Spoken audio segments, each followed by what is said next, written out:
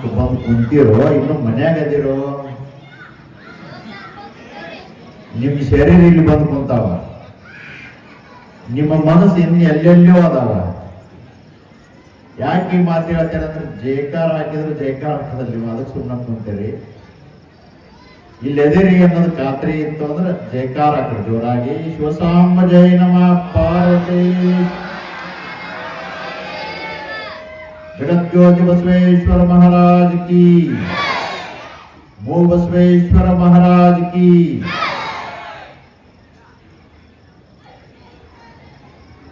ಓಂ ಶ್ರೀ ಗುರುಭ್ಯೋ ನಮಃ. ಧರ್ಮವೇ ಜಗತಿ ಮೂಲ, ಧರ್ಮವೇ ಜೀವನದ ಸೂತ್ರ,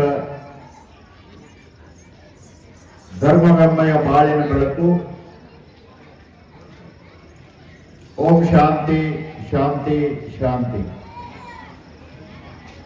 ಪ್ರಥಮದಲ್ಲಿ ಜಗದ್ಗುರು ರೇಣುಕಾದಿ ಪಂಚಾಚಾರ್ಯರನ್ನ,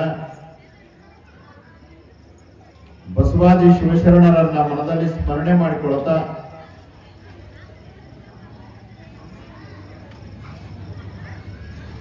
ಮೂಗಬಸವ ಗ್ರಾಮದ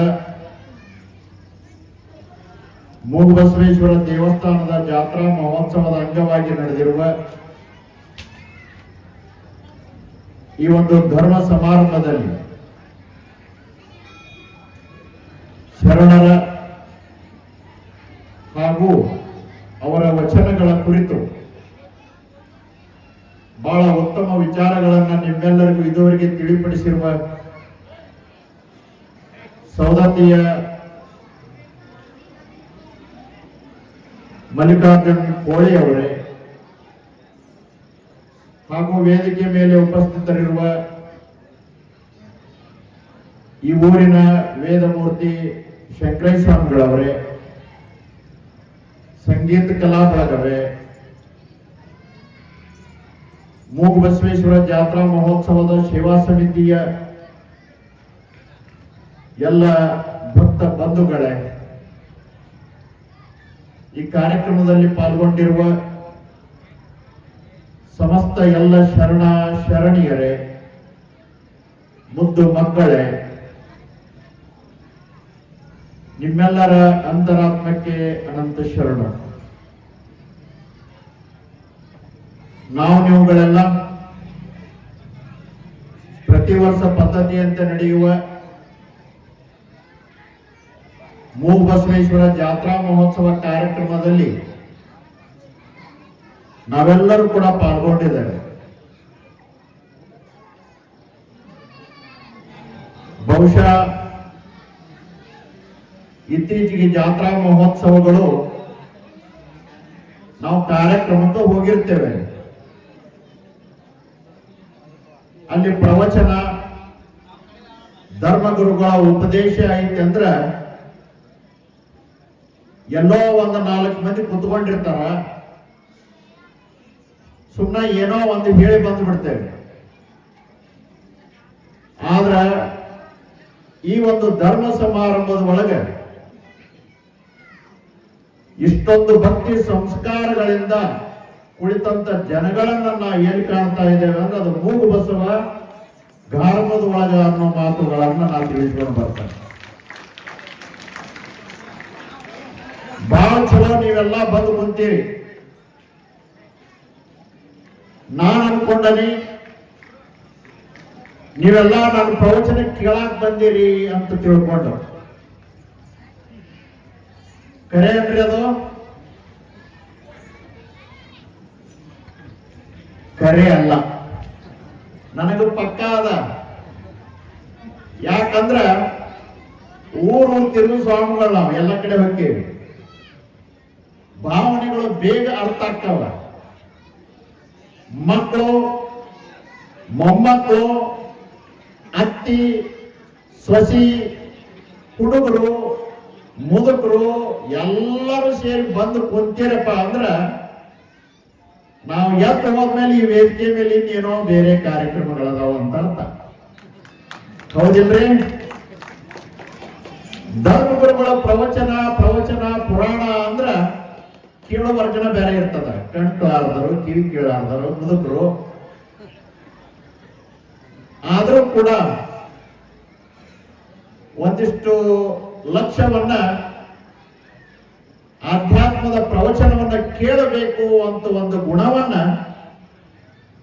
ನಿಮ್ಮೂರೊಳಗೆ ಇರೋದ್ರಿಂದನ ಯಾರಾದ್ರೂ ಒಬ್ರು ಸದ್ಭಕ್ತರು ಫೋನ್ ಮಾಡಿದ ತಕ್ಷಣ ನಾವಿಲ್ಲಿ ಬಂದ್ಬಿಡ್ತೇವೆ. ಬಹಳ ಚಲೋ ಮಂದಿ ಅದಾರ ಅಂತ ತಿಳ್ಕೊಂಡು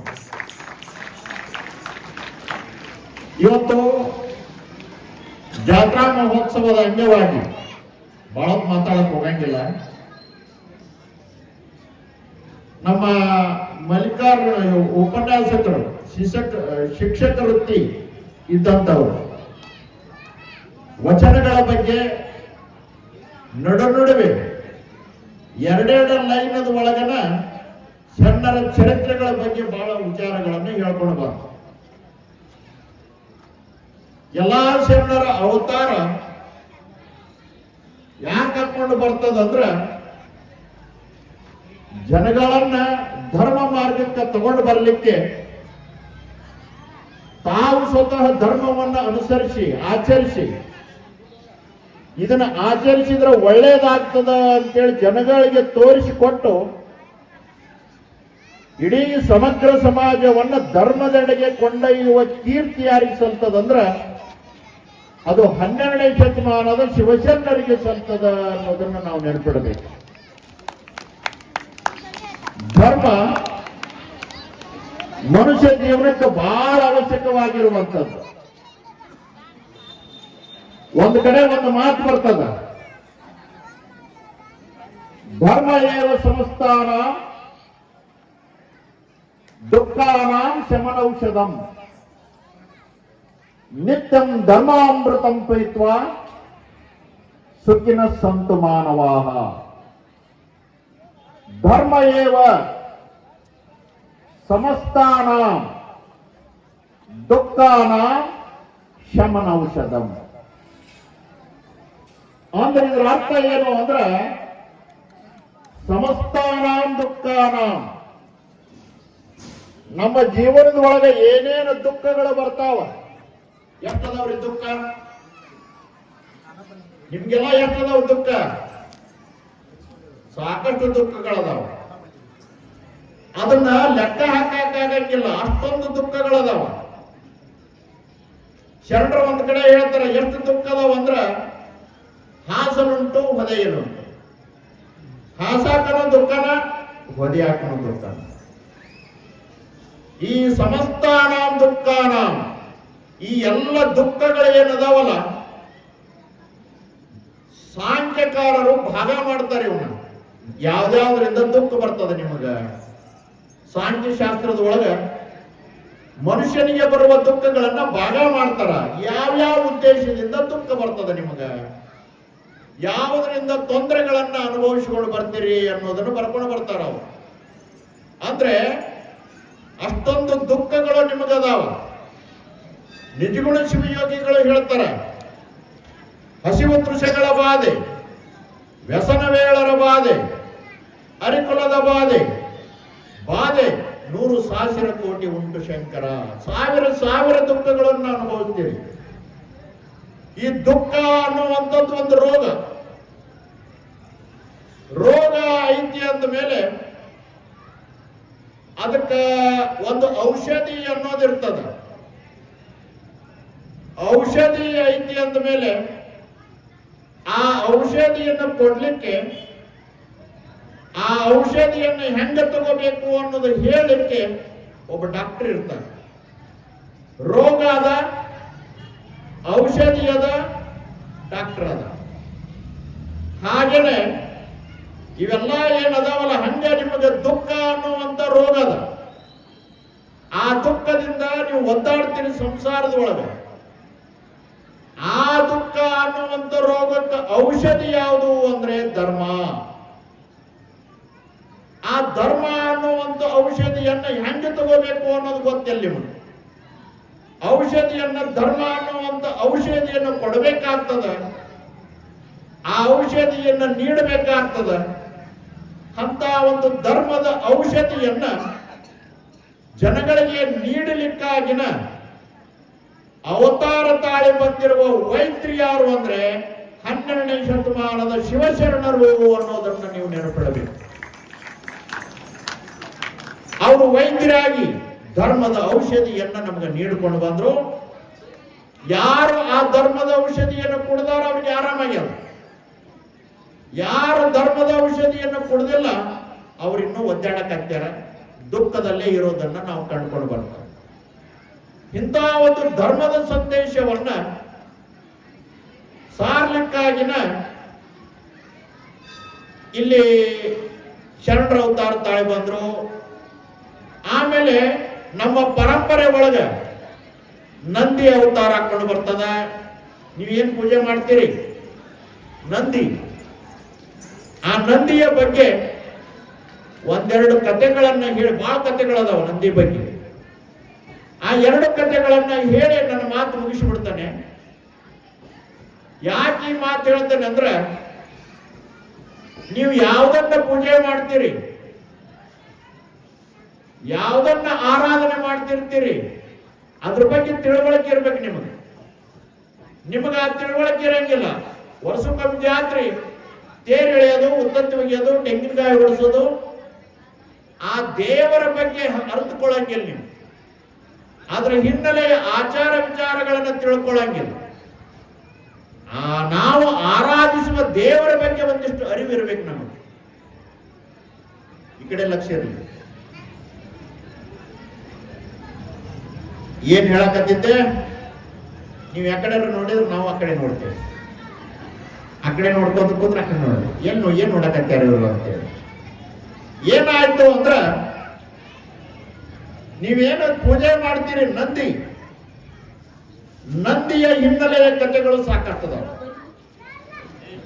ದೇವಿ ಪುರಾಣದ ಒಳಗ ಪಾರಾಯಣ ಮಾಡೋರು ಇರ್ತೀರಿ ಕೆಲವೊಬ್ರು. ದೇವಿ ಪುರಾಣದ ಒಳಗ ನಂದಿ ಬರ್ತಾನ. ಆ ನಂದಿ ಏನ್ ಮಾಡ್ತಾನಂದ್ರೆ ಶಿವನಿಗೆ ಕೇಳ್ತಾನ, ಪಾರ್ವತಿಯ ಮಹಿಮೆಯನ್ನ ಹೇಳು. ಮಾತಾಡ್ಬೇಡ. ಶಕ್ತಿ ಮಾತೆಯ ಚರಿತ್ರೆಯನ್ನು ಹೇಳು ಅಂದ ಕೂಡಲೇ ಶಿವ ನಂದಿಗೆ ಚರಿತ್ರೆ ಹೇಳಿದ.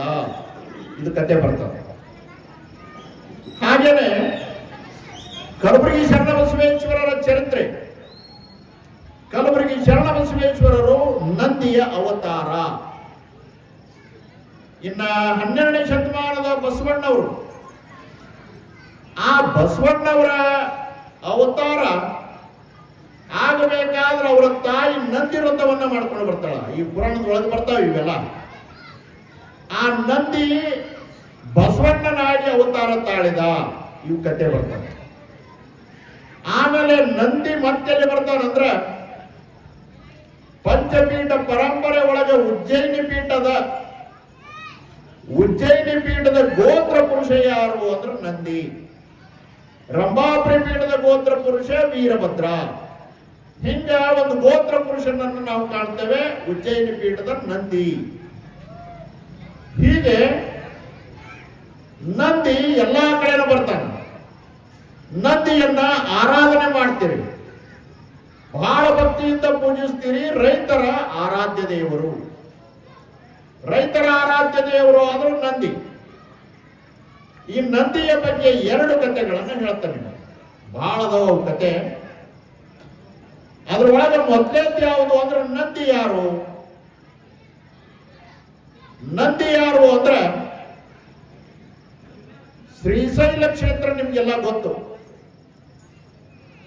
ಶ್ರೀಶೈಲ ಕ್ಷೇತ್ರಕ್ಕೆ ಅಲ್ಲಿ ಮೊದಲ ಒಂದು ಕಾಲದ ಒಳಗ ಶಿಲಾದ ಋಷಿ ಅಂತ ಒಬ್ಬ ಋಷಿ ಇದ್ದ. ಶಿಲಾದ ಋಷಿ. ಅವ ಶಿಲಾದ ಋಷಿ ಅಂದ ಕೂಡಲೇ ನಿಮಗೆ ಏನ್ ಅನಿಸ್ತದ? ಪೂಜೆ ಮಾಡ್ಕೊಂತ ಕುಂದ್ರಾಮ, ತಪಸ್ ಮಾಡ್ಕೊಂತ ಕುಂದ್ರಾಮ, ಜಪಮಣಿ ಎಣಿಸ್ಕೊಂತ ಕುಂದ್ರಾಮ ಅಲ್ಲ. ಆ ಶಿಲಾದ ಋಷಿ ಹೆಂಗಿತ್ತು ಅಂದ್ರ ಅವ ರೈತ. ಇದು ನೆನಪಿರಲಿ ನಿಮಗೆ. ಶಿಲಾದ ಋಷಿ ಒಬ್ಬ ರೈತ.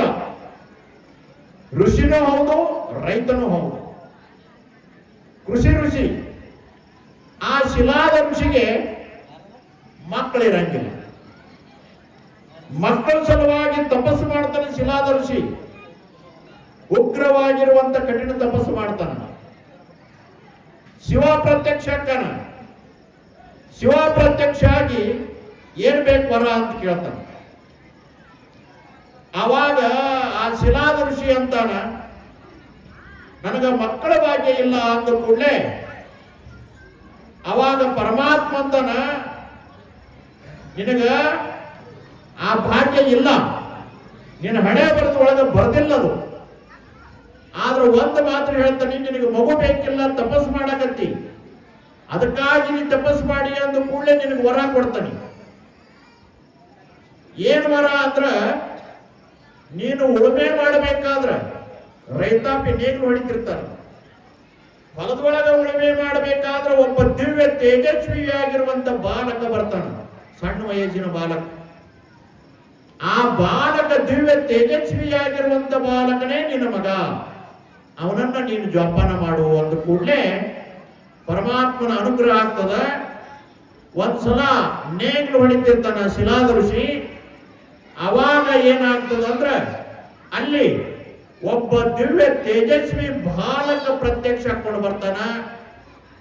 ಆ ದಿವ್ಯ ತೇಜಸ್ವಿ ಬಾಲಕ ಶಿವನ ಅನುಗ್ರಹದಿಂದ ಶಿಲಾದ ಋಷಿಗೆ ದೊರಕಿದಾಗ ಶಿಲಾದ ಋಷಿ ಆ ಬಾಲಕನಿಗೆ ಏನ್ ಹೆಸರಿಡ್ತಾನ ಅಂದ್ರೆ ನಂದಿ ಅಂತ ಹೆಸರಿಡ್ತಾನ. ನಂದಿ ಅಂತ ಹೆಸರಿಡ್ತಾನ. ಇದು ನಂದಿಯ ಬಗ್ಗೆ ಒಂದು ಕಥೆ. ಮುಂದೆ ಕಥೆ ಮುಂದುವರಿತದ. ನಂದಿಗೆ ಆಯುಷ್ಯ ಬಹಳ ಕಡಿಮೆ ಇರ್ತಾವ. ಆ ನಂದಿ ಏನೋ ಮಗನಾಗಿ ದೊರಕ್ತಾನ ಶಿಲಾದ ಋಷಿಗೆ. ಆ ಶಿಲಾದ ಋಷಿಯ ಆಶ್ರಮಕ್ಕ ಮನೆಗೆ ಇಬ್ಬರು ಋಷಿಗಳು ಬರ್ತಾರೆ, ತಪಸ್ವಿಗಳು. ಆವಾಗ ಶಿಲಾದ ಋಷಿ ಏನ್ ಮಾಡ್ತಾನಂದ್ರೆ ಈ ನಂದಿಯನ್ನ ನೇಮಕ ಮಾಡ್ತಾನ ಅವ್ರಿಗೆ ಸೇವಾ ಮಾಡಕ್. ಸೇವಾ ಮಾಡಿ ಸೇವಾ ಮಾಡ್ತಾನ ನಂದಿ. ಅವರು ಹೊಳೆ ಹೋಗಬೇಕಾದ್ರ ನಂದಿಗೆ ಆಶೀರ್ವಾದ ಮಾಡಂಗಿಲ್ಲ. ನಂದಿಗೆ ಆಶೀರ್ವಾದ ಮಾಡಂಗಿಲ್ಲ. ದೀರ್ಘ ಆಯುಷ್ಮಾನುಭವ ಅಂತ ಆಶೀರ್ವಾದ ಮಾಡಂಗಿಲ್ಲ. ಒಳ್ಳೇದಾಗ್ಲಿ ಅಂತ ಆಶೀರ್ವಾದ ಮಾಡಂಗಿಲ್ಲ. ಸುಮ್ಮನೆ ಇರ್ತಾರವ್ರು ಋಷಿಗಳು.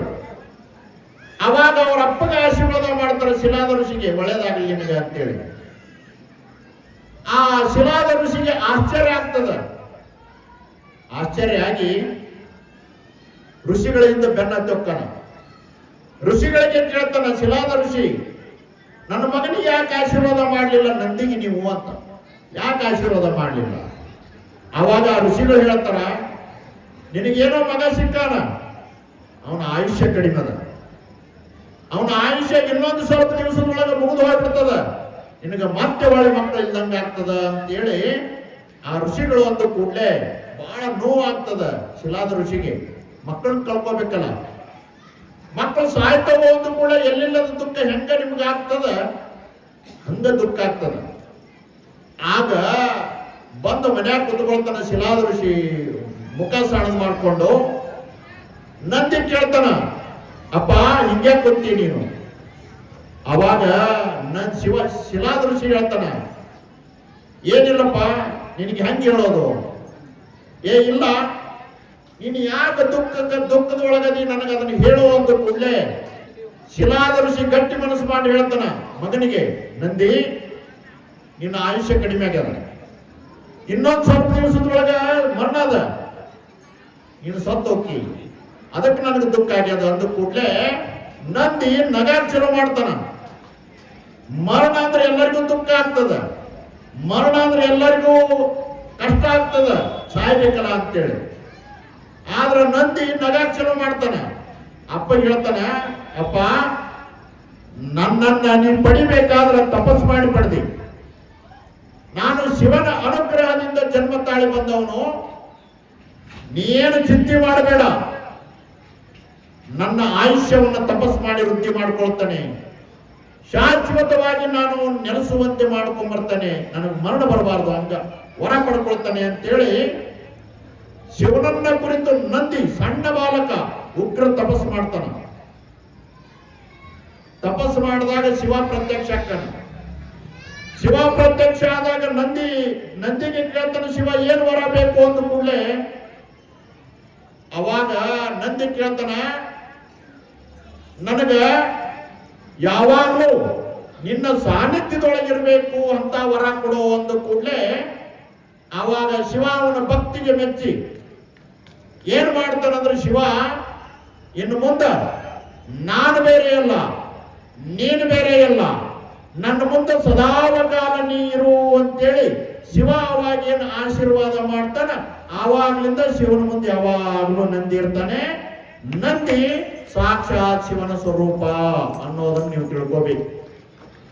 ಅಷ್ಟೇ ವರ ಸಿಗೋದಿಲ್ಲ ಅವನಿಗೆ, ಇನ್ನೊಂದು ವರ ಸಿಗ್ತದ. ನಂದಿ ಇನ್ನು ಮುಂದೆ ಯಾರು ಭಕ್ತರು ಗುಡಿಗೆ ಬರ್ತಾರ ನಿನ್ನ ಕಿವಿ ಒಳಗೆ ತಮ್ಮ ಕಷ್ಟಗಳನ್ನ ಹೇಳಿಕೊಂಡ್ರೆ ಶೀಘ್ರಗತಿಯಲ್ಲಿ ನನಗದು ಬಂದ್ಬಿಡ್ತದೆ. ಯಾರು ನಿನಗೆ ನಡ್ಕೊಳ್ತಾರ, ಯಾರು ನಿನ್ನ ಕಿವಿ ಒಳಗೆ ಕಷ್ಟಗಳನ್ನು ಹೇಳ್ಕೊಂಡು ಬರ್ತಾರ, ಆಗ ಅವರಿಗೆ ಶೀಘ್ರಗತಿಯಲ್ಲ ವರವನ್ನ ನೀಡಿಕೊಂಡು ಬರ್ತಾನೆ.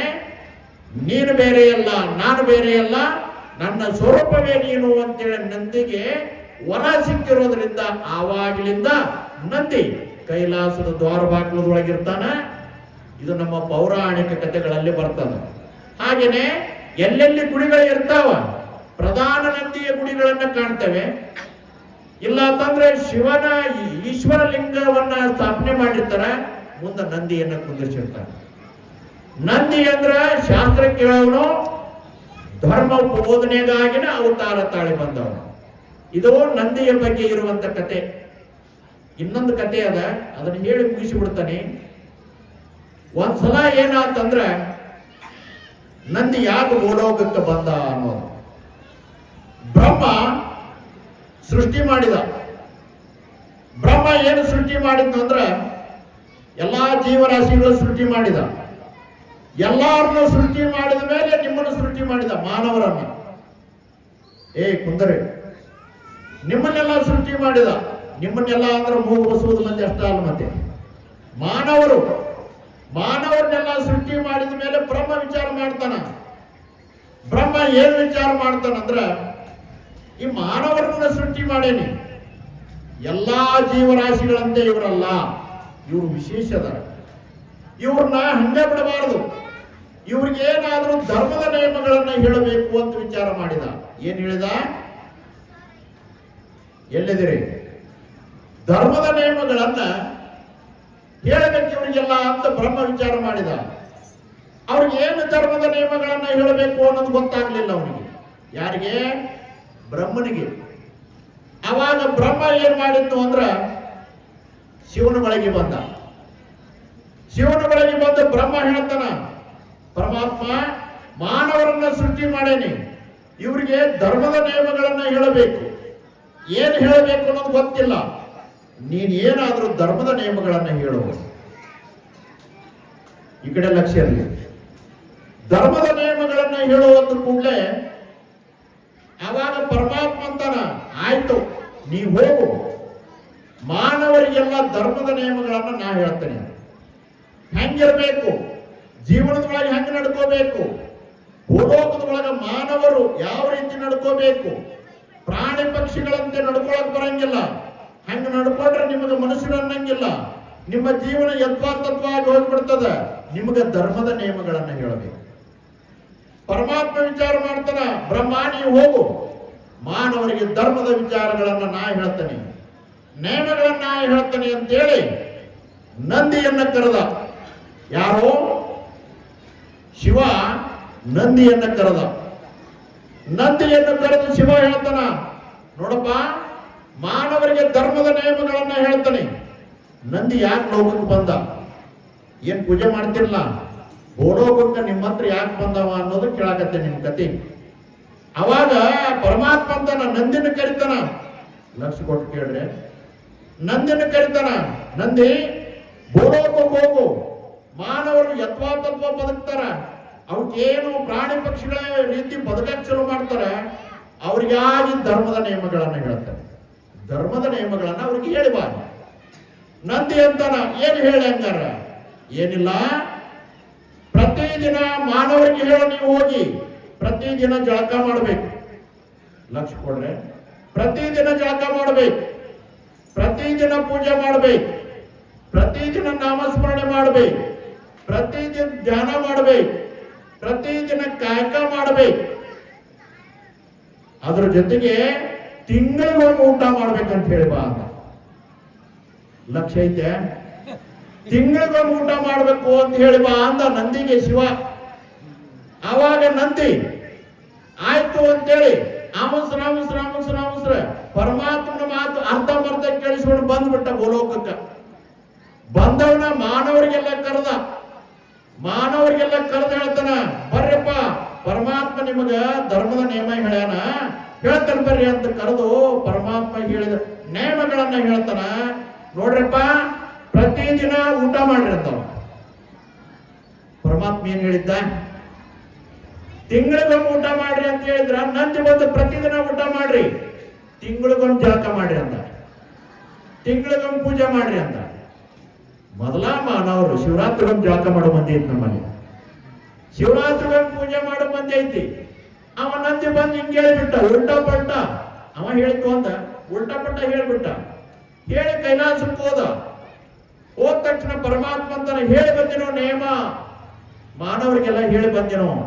ಏ ಪರಮಾತ್ಮ ಹೇಳಿ ಬಂದ್ಯ, ಏನ್ ಹೇಳಿದೆ ನೀ ಹೇಳಿದೆ ಹಂಗೆ. ಏನ್ ಹೇಳಿದೆ ಅಂದ್ರೆ, ಪ್ರತಿದಿನ ಊಟ ಮಾಡ್ರಿ, ತಿಂಗಳಿಗೊಮ್ಮೆ ಜಳಕ ಮಾಡ್ರಿ, ತಿಂಗಳಿಗೊಮ್ಮೆ ಪೂಜೆ ಮಾಡ್ರಿ, ತಿಂಗಳಿಗೊಮ್ಮೆ ಕಾಯಕ ಮಾಡ್ರಿ ಅಂದೆ. ಅಂದು ಕೂಡ್ಲೆ ಪರಮಾತ್ಮಗೆ ಸಿಟ್ಟು ಬರ್ತದ. ಮೂರ್ಖ, ಮೊದಲ ಹುಚ್ಚು ಮಾನವರು ಒಂದ್ ಹೇಳಿದ್ರೆ ಇನ್ನೊಂದು ಮಾಡ್ತಾವ. ಯಾರಾದ್ರೂ ಬಸವಣ್ಣವ್ರು ಹೇಳಿದ್ರು ಕಳಬೇಡ ಕೊಳಬೇಡ ಉಸಿ ಬೇಡ ಬೇಡ ಬೇಡ ಅಂದಿದ್ರು ಮುದ್ದ ಮಾಡ್ತಾವ. ಬೇಡ ಯಾವ್ದು ಬೇಡ ಅಂದ್ರೆ ಮುದ್ದ ಮಾಡ್ಕೊಂಡು ಹೋಗ್ತಾವು.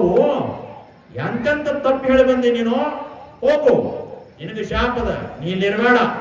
ಅವ್ರ ಮಧ್ಯೆ ಇದ್ದುಕೊಂಡು ಅವರಿಗೆ ಧರ್ಮ ಬೋಧನೆ ಮಾಡ್ಕೊಂತ ಅವರನ್ನು ಸರಿದಾರಿಗೆ ತರುವ ಕೆಲಸವನ್ನ ಮಾಡ್ಕೋಬೇಕು. ನೀ ಇಲ್ಲಿರ್ಬೇಡ, ನಿನ್ನ ಜೊತೆ ನೀ ಹೋಗು, ನಾನು ಬರ್ತಾನೆ, ಭೂಲೋಕದೊಳಗ ಧರ್ಮದ ಸಂದೇಶವನ್ನು ತಾರು ಅಂತೇಳಿ ನಂದಿಯನ್ನ ಇಲ್ಲಿ ಪರಮಾತ್ಮ ಕಳಿಸಿಕೊಡ್ತಾನ. ಆವಾಗ ನಿನ್ನ ನಂದಿ ಎಲ್ಲಿ ಅದಾನ ಅಂದ್ರೆ ಅದು ನಿಮ್ಮ ಜೊತೆನೇ ಅದಾನೆ, ಧರ್ಮ ಮಾರ್ಗವನ್ನ ತಿಳಿಸ್ಲಿಕ್ಕಾಗಿ. ಈ ನಂದಿ ಕಥೆಗಳು ಕೇಳ್ಬೇಕು ನೀವು, ಬಹಳ ಚಂದ ಅದಾವ್ರಿ. ನಂದಿ ಕೈಲಾಸ ದ್ವಾರ ಬಾಕಲದೊಳಗೆ ಇರುವನು. ಕೈಲಾಸದ ಒಳಗೆ ಹೋಗ್ಬೇಕಾದ್ರೆ ಕೊಳಗ ಲಿಂಗ ಇಲ್ದ್ರ ಹೋಗ್ಬೇಕು. ಹನುಮಂತನ ಬಿಡ್ಲಿಲ್ಲವ ನಂದಿ, ಲಿಂಗಿಲ್ ನಡಿ ಅಂದ್ಬಿಟ್ಟ, ಲಿಂಗ ಕಟ್ಕೊಂಬ. ಹನುಮಂತ ಹೋಗಿ ವಿಭದ್ರ ದೇವ್ರ ಹತ್ರ ಲಿಂಗ ಕಟ್ಕೊಂಡು ಬಂದ. ಹಂಗ ಮತ್ತೆ ನೀವು ಕೊಳಗ ಲಿಂಗಿಲ್ದ ಹೋದ ಕೈಲಾಸದ ಒಳಗೆ ಬಿಡಂಗಿಲ್ಲವ, ನಡಿ ಮತ್ತೆ ಹೊಳೆ ಮೂಗು ಬಂದು ಸೂಕ್ ಅಂತ ದಬ್ಬಿಡ್ತಾನ. ಮತ್ತೆ ಹೊಳೆ ಬೀಳ್ಬೇಕಾಗತ್ತೆ ನೀವು ಬಂದಿಲ್ಲಿ. ಅದಕ್ಕೆ ಕೊಳಗ ಲಿಂಗ ಕಟ್ಕೋರಿ, ಪೂಜೆ ಮಾಡ್ರಿ, ಅವಾಗ ನಿಮಗೆ ಕೈಲಾಸ ಅನ್ನೋದು ಪ್ರಾಪ್ತಿ ಆಗ್ತದೆ. ಕೈಲಾಸ ಅಂದ್ರೆ ಅದು ಇಲ್ಲೇ ಇರೋದು, ವಚನದೊಳಗೆ ಅದ. ಅದನ್ನ ಹೇಳಕತ್ತೆ ಅಂದ್ರೆ ನಿಮ್ಗೆ ಮತ್ತೆ ಇಲ್ಲೇ ತೂಡ್ಕೊಂಡು ಕುಂದಿರ್ತೀರಿ ನೀವು. ಹೀಗಾಗಿ ನಂದಿ ಧರ್ಮ ಬೋಧನೆ ಮಾಡ್ಲಿಕ್ಕೆ ಬಂದ. ಮತ್ತೆ ಒಳ್ಳೆ ನಿರಂತರವಾಗಿ 12ನೇ ಶತಮಾನಕ್ಕ ನಂದಿ ಒಳ್ಳೆ ಬಸವಣ್ಣಾಗಿ ಧರ್ಮದ ವಿಚಾರ ಹೇಳಕ್ ಬರ್ತಾನ. ಮತ್ತೆ ಒಳ್ಳೆ 2.5 ವರ್ಷಗಳ ಹಿಂದೆ ಶರಣಬಸವನಾಗಿ ನಂದಿ ಧರ್ಮದ ವಿಚಾರ ಹೇಳಕ್ ಬರ್ತಾನ. ನಂದಿ ಅವಾಗಿವಾಗ ತನ್ನ ಸ್ವರೂಪವನ್ನು ತೋರಿಸಿ ನಿಮಗೆ ಧರ್ಮದ ವಿಚಾರವನ್ನು ತಿಳಿಸ್ಲಿಕ್ಕಾಗಿನ ಭೂಲೋಕದೊಳಗೆ ನಿಮ್ಮ ಜೊತೆ ಇರುವಂತವನು ನಂದಿ. ಅದಕ್ಕಾಗಿ ನಂದಿ ಯಾಕೆ ಬಂದ, ಯಾಕೆ ನಾವು ಪೂಜೆ ಮಾಡ್ತೇವೆ ಅನ್ನೋದು ತಿಳ್ಕೊಡ್ರಿ. ಹಾಗೇನೆ ನೀವು ಕಿವಿ ಒಳಗನೆ ಹೇಳ್ತೀರಿ ನಂದಿ ಎಲ್ಲರೇ ಬಸವಣ್ಣ ಇತ್ತಂದ್ರೆ ಆ ಕಿವಿ ಒಳಗ ವಟ ಅಂತೀರಿ ನೀವೇನೋ ಹೋಗಿ. ಏನಂತೀರಿ? ಅದ್ರ ಅರ್ಥ ಗೊತ್ತಿಲ್ಲ ನಿಮಗ. ನೀವು ಅದ್ರ ಒಳಗೆ ಕಷ್ಟ ಹೇಳ್ಕೊಂಡ್ರಿ ಅಂದ್ರ ಪರಮಾತ್ಮನಿಗೆ ಬೇಗ ಮುಟ್ಟಿ ಬಿಡ್ತಾವಂತವು. ಹೀಗಾಗಿ ನಂದಿಯ ಕಥೆಗಳು ಬಹಳ ಬಹಳ ವಿಚಾರಗಳದವ. ಧರ್ಮದ ವಿಚಾರಗಳನ್ನ ತಿಳಿಸ್ಲಿಕ್ಕಾಗಿನೇ ನಂದಿಯ ಅವತಾರ ಆಯ್ತು ಅಂತ ಕೇಳ್ತೇವೆ.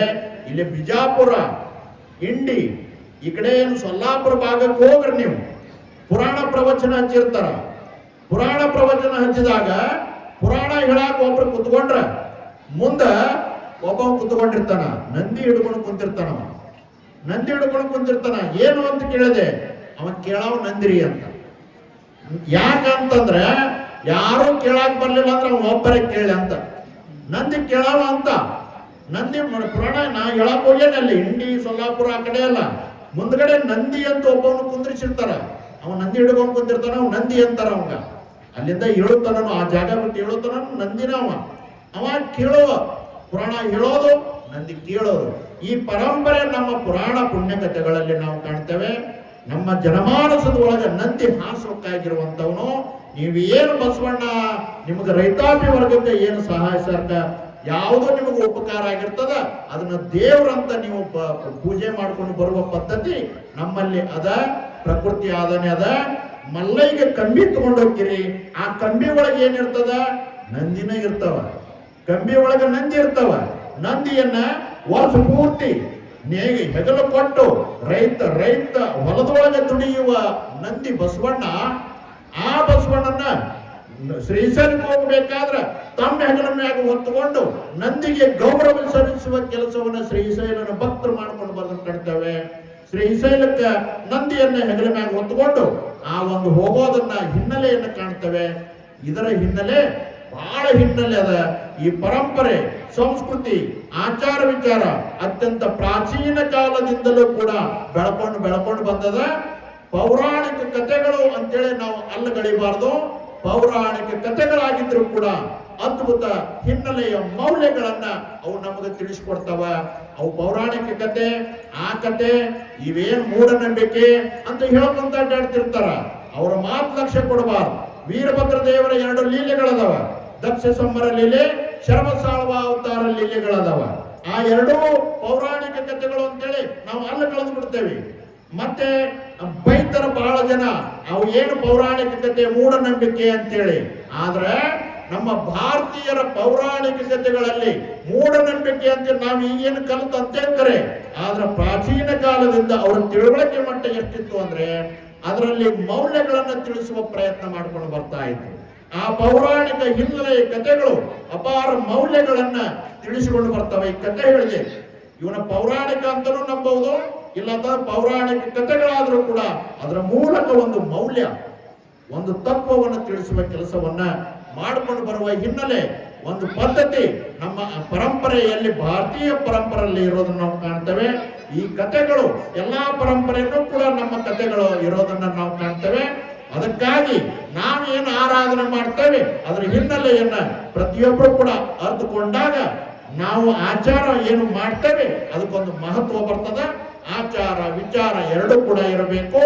ಅಂತ ಆಚಾರ ವಿಚಾರಗಳನ್ನ ಜೀವನದೊಳಗೆ ಒಂದಾಗಿಸಿಕೊಂಡವರು ಯಾರು ಅಂದ್ರೆ 12ನೇ ಶತಮಾನದ ಶರಣರು. ಅವರ ವಚನಗಳಲ್ಲಿ ವೀರಭದ್ರ ಬರ್ತಾನ, ನಂದಿ ಬರ್ತಾನ, ಭೃಂಗಿ ಬರ್ತಾನ. ಪೌರಾಣಿಕ ಹಿನ್ನೆಲೆಯ ಎಲ್ಲಾ ಕಥೆಗಳು ವಚನಗಳಲ್ಲಿ ಬರೋದನ್ನ ನಾವು ಕಾಣ್ಕೊಂಡು ಬರ್ತೇವೆ. ಆಮೇಲೆ ತಮಿಳುನಾಡಿನ ಶರಣರ ಶೈವ ಪರಂಪರೆಯ ಶರಣರ ವಿಚಾರಗಳು, ಪುರಾತನದ ಕಥೆಗಳು ಬರ್ತವೆ. ಹೀಗೆ ವಚನ ಸಾಹಿತ್ಯ ಅಪಾರವಾಗಿರುವಂತ ಜ್ಞಾನವನ್ನ ನಮಗೆ ನೀಡಿಕೊಂಡು ಬರ್ತದೆ. ಹಿಂದಿನ ಪರಂಪರೆಯನ್ನ ಜ್ಞಾಪಿಸಿಕೊಡ್ತವ ವಚನಗಳು. ಅಂತ ವಚನ ಸಾಹಿತ್ಯದ ಬಗ್ಗೆ ನಮ್ಮ ಶಿಕ್ಷಕರಾಗಿರುವಂತ ಸೌದತ್ತಿಯ ಮಲ್ಲಿಕಾರ್ಜುನ ಅವರು ಬಹಳ ವಿಚಾರಗಳನ್ನ ಹೇಳಿಕೊಂಡು ಬಂದ್ರು. ಅದ್ರ ಬಗ್ಗೆ ಹೆಚ್ಚಿಗೆ ಮಾತಾಡ್ಲಿಕ್ಕೆ ಹೋಗಂಗಿಲ್ಲ. ಒಂದಿಷ್ಟು ವಚನಗಳನ್ನು ಹೇಳಿದ್ರು. ಆ ವಚನಗಳ ಜೊತೆಗೆ ಶರಣರ ಒಂದಿಷ್ಟು ಕಥೆಗಳನ್ನು ಹೇಳಿದ್ರು. 12ನೇ ಶತಮಾನದ ಶರಣರ ಕಥೆಗಳನ್ನ ನೀವು ಗಮನಿಸ್ರಿ. ಒಂದೊಂದು ಕಥೆ ಒಂದು ಮೌಲ್ಯಗಳನ್ನ ತಿಳಿಸ್ತದ.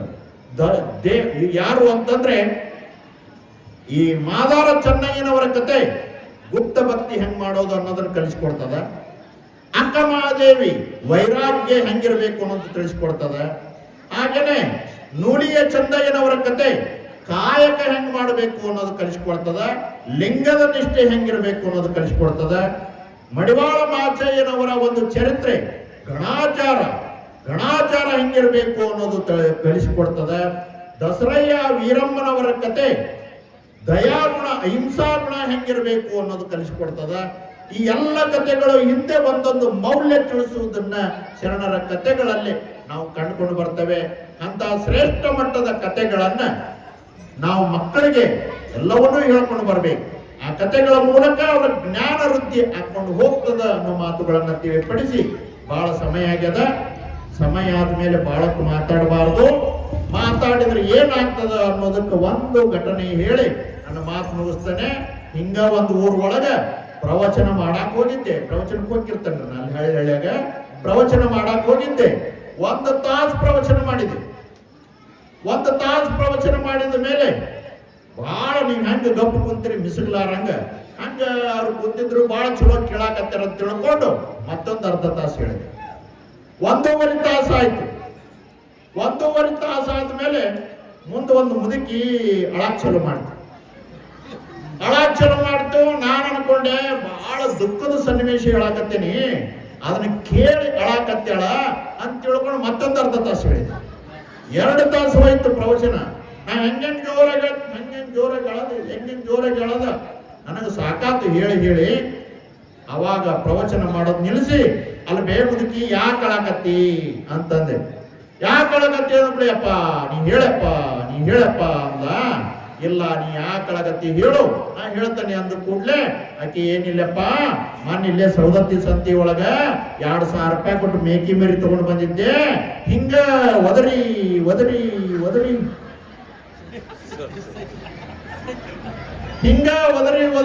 ನನ್ನ ಮೇಕಿ ಮರಿ ಸತ್ತು ಹೋಯ್ತು, ನೀವು ಒದರೋದು ನೋಡಿದ್ರೆ ನನ್ನ ಮೇಕಿ ಮರಿ ನೆನಪಾಯ್ತು ಅಂದ.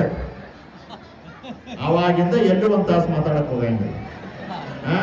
ಹಿಂಗೂ ಆಗ್ತಾವ್ರೆ. ಆದ್ರೂ ಕೂಡ ಬಹಳ ಚಲೋ ನೀವು ಕೇಳಾಕತ್ತೀರಿ. ಯಾರ್ಯಾರು ಲಕ್ಷ ಕೊಟ್ಟು ನಂದಿಯ ಮಹಿಮೆಯನ್ನ ಕೇಳಿರಿ, ಎಲ್ಲರಿಗೂ ಕೂಡ ಒಳ್ಳೇದಾಗ್ಲಿ ಅನ್ನೋ ಮಾತುಗಳನ್ನ ತಿಳಿಪಡಿಸಿ ಅಧ್ಯಯನ ಮಾಡಬೇಕು. ಆಧ್ಯಾತ್ಮ ವಿಚಾರಗಳನ್ನ ಮಕ್ಕಳಿಗೆ ಕಲಿಸಿಕೊಡಬೇಕು. ಬರೇ ಹಾಡು ಡ್ಯಾನ್ಸು ಅದ್ರ ಒಳಗನ ಇದು ಆಗೋಂಗ್ ಮಾಡಬಾರ್ದು. ನಮ್ಮ ಜೀವನ, ಭಾರತೀಯರ ಜೀವನ ಭೋಗ ಜೀವನ ಅಲ್ಲ, ಅದು ಯೋಗ ಜೀವನ ಅನ್ನೋದು ನೆನಪಿರಲಿ. ಅಂತ ಯೋಗವನ್ನ ನಾವು ಎಲ್ಲಿ ಕಾಣ್ತೇವೆ ಅಂದ್ರೆ ವಚನ ಸಾಹಿತ್ಯದ ಒಳಗೆ ನಾವು ಕಂಡುಕೊಂಡು ಬರ್ತೇವೆ. ಆ ಯೋಗ ವಿದ್ಯೆಯನ್ನ ಮಕ್ಕಳಿಗೆ ಹೇಳಿಕೊಟ್ರೆ ಅದು ಎಲ್ಲಿಂದ, ಉಡೋ ತಡುವ ಬಟ್ಟೆ, ಊಟ ಉಪಚಾರ ಪ್ರತಿಯೊಂದರಲ್ಲಿಯೂ ಕೂಡ ಯೋಗ ಪದ್ಧತಿಯನ್ನ ಹೇಳಿಕೊಡ್ಬೇಕು. ಯೋಗ ಬಿಟ್ಟು ಭೋಗ ಜೀವನಕ್ಕೆ ಸಂಬಂಧಿಸಿದ ಏನೇನೋ ಯಾವ್ಯಾವ ರೀತಿಯ ಜೀವನಕ್ಕೆ ಮಕ್ಕಳನ್ನ ಪ್ರಗತಿಪರ ಅಂತೇಳಿ ಏನೇನೋ ಮಾಡ್ಕೊಂಡು ಬರ್ತೀರಿ. ದಯವಿಟ್ಟು ಹಂಗೆ ಮಾಡಕ್ ಹೋಗ್ಬೇಡ್ರಿ. ಒಳ್ಳೆಯ ಆಚಾರ ವಿಚಾರಗಳನ್ನ ನೀವೆಲ್ಲ ರೂಢಿಸಿಕೊಂಡು ಬರ್ರಿ ಅನ್ನೋ ಮಾತುಗಳನ್ನ ತಿಳಿಪಡಿಸಿ, ಮಾತುಗಳನ್ನ ಆಲಿಸಿದ ಸಮಾಧಾನದಿಂದ, ಯಾರು ತೂಗುಡಿಸಲಾರ್ದ, ಯಾರು ಲಕ್ಷ ಕೊಟ್ಟು ನನ್ನ ಮಾತುಗಳನ್ನ ಆಲಿಸಿರಿ, ಕೇಳಿದವರಿಗೆ ಮಾತ್ರ ಮೂಗು ಬಸುವ ಒಳ್ಳೇದು ಮಾಡ್ಲಿ ಅಂತೇಳಿ ನನ್ನ 2 ಮಾತಿಗೆ ವಿಚಾರ ಮಾಡಿ.